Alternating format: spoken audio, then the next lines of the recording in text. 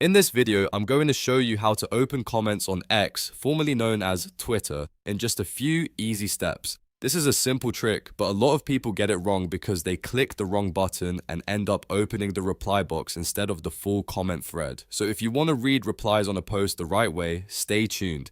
And if this tutorial helps, make sure to hit the like button and subscribe for more quick software and social media guides. Alright, let's get into it. First, open your web browser and go to x.com or Twitter if you still use that name in your mind. Then log into your account. This part is important because on most posts, you need to be signed in before you can fully view the comments and replies. Once you're in, you can start looking for the post you want to check. Next, find the tweet or post you want to read. You can do this by scrolling through your home feed, using the search bar, or opening someone's profile directly. If you already know the account, going straight to the profile is usually the fastest option.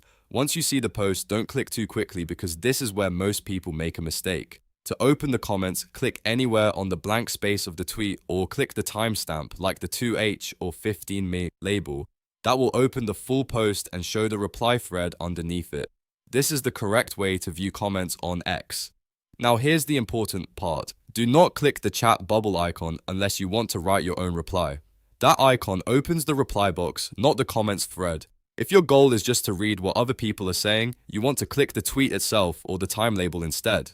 Once the post opens, the original tweet will appear at the top, and the replies will load beneath it. You can scroll down to read more comments, and in many cases, you'll see the conversation continue as far as people have replied. This is especially useful if you want to see reactions, context, or extra details people are sharing under the post.